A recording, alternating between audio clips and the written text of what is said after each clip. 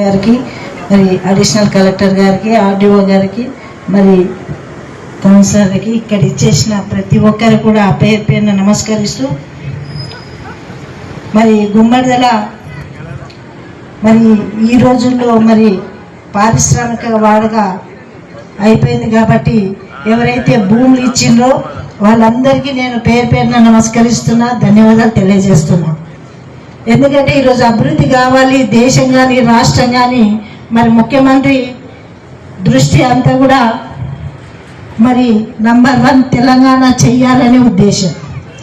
Number 1 Telangana అంటే జపాన్తో కూడా మనం పోటీ పడే విధంగా మన రాష్ట్రం కావాలనే మరి నేపథ్యంతో మరి పారిశ్రమలు తీసుకురావడం జరిగింది.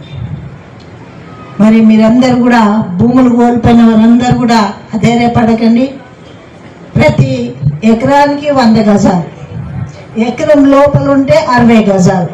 తప్పకుండా సీఎం గారు ఇచ్చిన మాట, భూమి పోయిన ప్రతి ఒక్కరు కూడా ఎకరానికి 100 గజాలు, ఎకరం లోపల ఎంత పోయినా 60 గజాలు ఇచ్చి మళ్ళీ ఇంద్రమ్మ ఇల్లు ఎట్లా కట్టిస్తుందో అదే విధంగా మీకు ఇల్లు కూడా కట్టేయడం జరుగుతుంది. ఒకవేళ అది అమ్ముకున్నా మీకు మంచి రేటే వస్తుంది.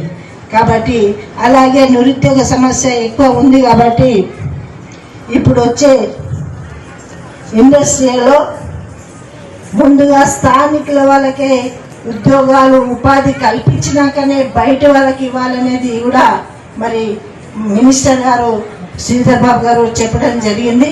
తప్పకుండా మీ అందరికీ ఉద్యోగాలు ఉపాధి కల్పించే విధంగా మరి పారిశ్రామిక వాడగా మీ అందరూ అభివృద్ధి చెందాలని కోరుకుంటూ సెలవు తీసుకుంటున్నాను. జై హింద్.